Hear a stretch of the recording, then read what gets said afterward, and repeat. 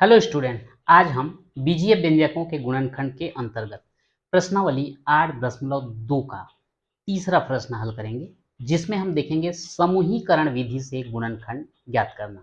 मैं हूं परमान पटेल। स्वागत है आपका आपके अपने चैनल पीएन पटेल क्लासेस पर। तो आइए देखते हैं प्रश्न। समूहीकरण विधि से गुणनखंड ज्ञात कीजिए। तो यहाँ पर 2x वर्ग y धन 6x वर्ग y धन 4x धन 12y दिया गया है। यहाँ पर जो है क्वेश्चन थोड़ा मिस्टेक है, आपके बुक में जो है गलत छप गया है, क्योंकि 2x वर्ग y और 6x वर्ग y अगर रहेगा तो ये दोनों तो समान पद हो जाते हैं, दोनों को जोड़ के 8x वर्ग y बन जाएगा। तो यहाँ मिस्टेक क्या है, वास्तव में यहाँ x में घात नहीं रहेगा, यहाँ पे y में जो है घात रहेगा। अब इसके बाद हम क्या करेंगे, समूहीकरण बोला है तो दो दो का हम समूह बना लेते हैं। तो ये हो जाएगा 2x वर्ग y धन 6x y वर्ग, ये दोनों का एक समूह बना दिए। और ऐसे ही 4x धन 12y, इन दोनों का एक समूह बना दिए। अब यहाँ पर जो अचर है उसका तो मैं पूरा गुणनखंड लिख देता हूँ ताकि आपको समझ में आए। जैसे 6 को हम लिख देंगे 2 गुणित 3, साथ में है एक्स वाई वर्ग।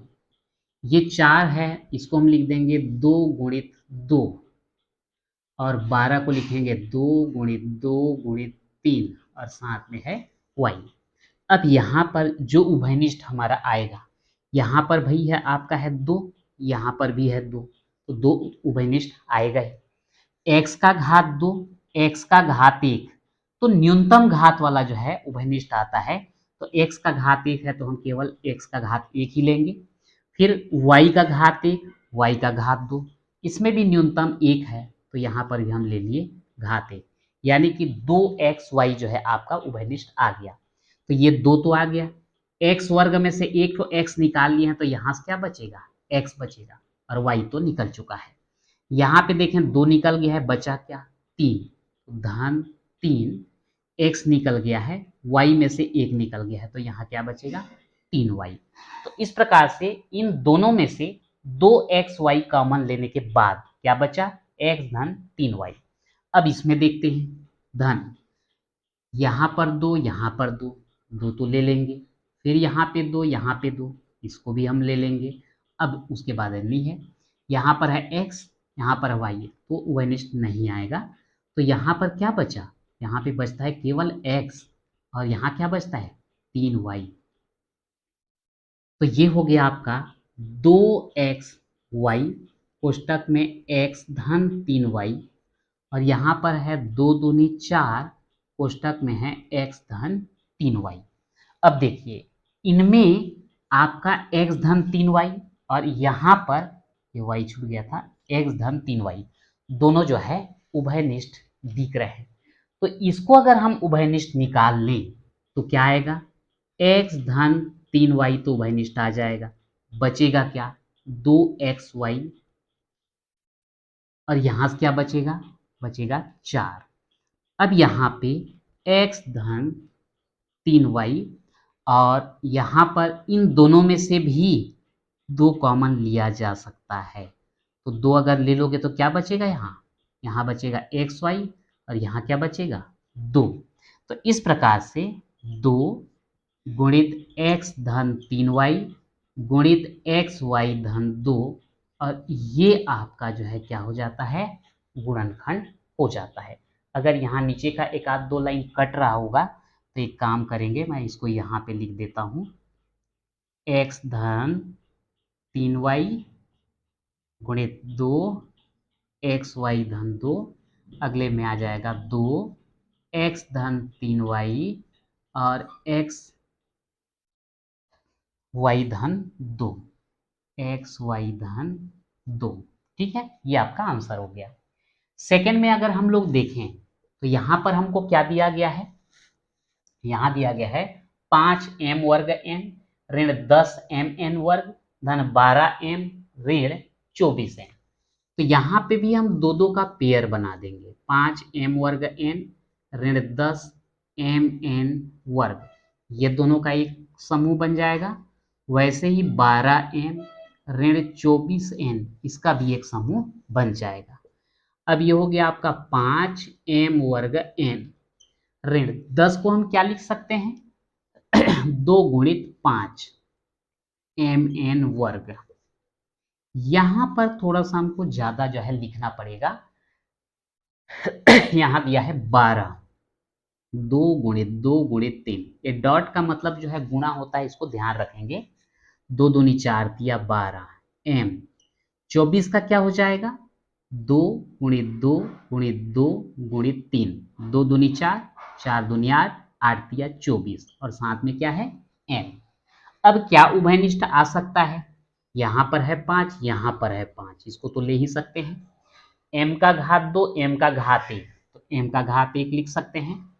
n का घात 1 n का घात 2, यहाँ पे n का घात लिख सकते हैं। बचा क्या 5 आ गया, m का 1 ठो आ गया तो 1 m बचेगा, n आ गया ऋण।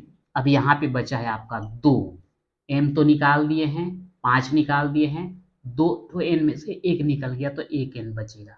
तो कितना बचा यहाँ पे m ऋण 2n। ठीक, ऐसे यहाँ पे अगर देखें 2 और 2 निकल गया, ये 2 और 2 ये भी निकल गया, ये 3 और 3 ये भी निकल गया। बचा क्या, यहाँ पे बचा केवल m ऋण। यहाँ पर क्या बच रहा है 2 और n। ठीक है, यहाँ पे देखिए m ऋण 2n m ऋण 2n बच रहा है। ठीक, एक बार सही ढंग से इसको मैं लिख दूं 5mn m ऋण 2n धन 2 दूनी 4 4 दिया 12 m ऋण 2n। अब ये दोनों जो है आपके उभयनिष्ठ आने वाले हैं, तो m ऋण 2n को उभयनिष्ठ ले लोगे तो यहाँ क्या बचता है 5mn और यहाँ पे बचता है 12 और ये हो जाता है आपका आंसर। तो इस प्रकार से हम समूहीकरण विधि से जो है गुणनखंड ज्ञात कर सकते हैं। सी देखते हैं, यहाँ पे इन दोनों का एक समूह इन दोनों का एक समूह बना लेते हैं। 6x का घात 3 धन 8x वर्ग, यह आपका एक समूह बन गया। वैसे ही 9xy धन 12y, यह आपका दूसरा समूह बन गया।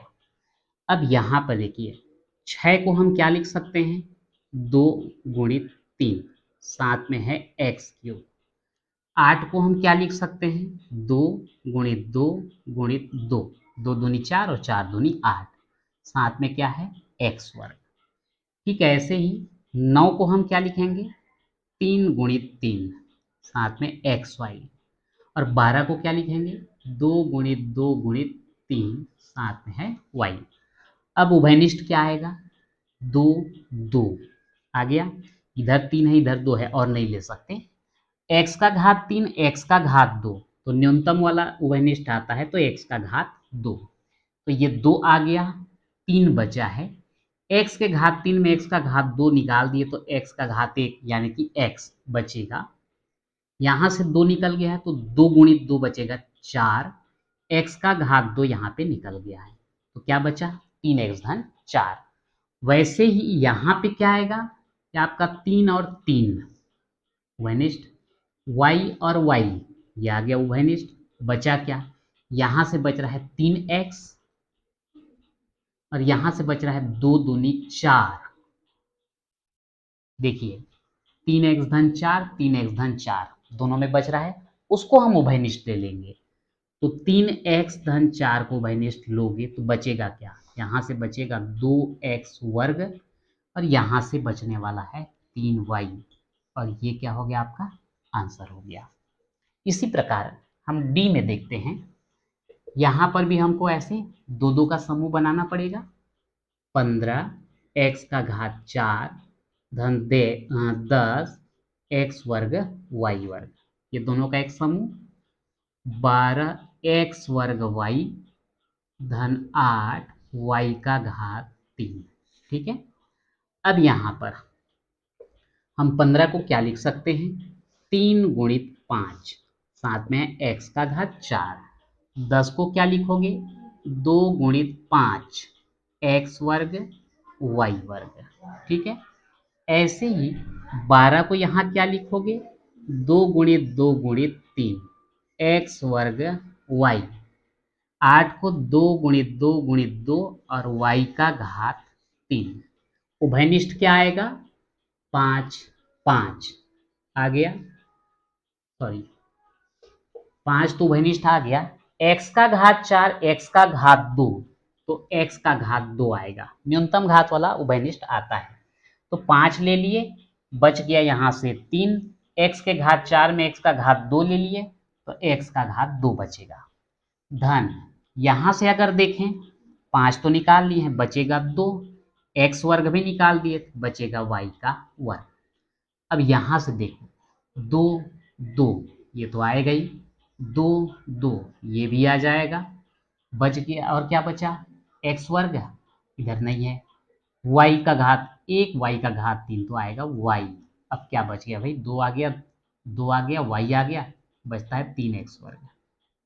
2 2 निकल गया, बचा 2, y का घात 3 में से y निकल गया, y का घात 2।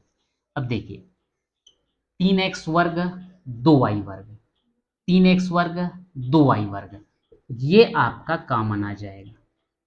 कॉमन यानी कि उभयनिष्ठ, ठीक है। तो यहां से क्या बचा? 5x वर्ग, और यहां से क्या बचा? 2 दूनी 4y, और ये हो गया आपका आंसर। तो इस प्रकार से जो है समूहीकरण विधि से हमने गुणनखंड करना सीखा। तो आज के वीडियो में इतना ही, मिलते हैं नेक्स्ट वीडियो में।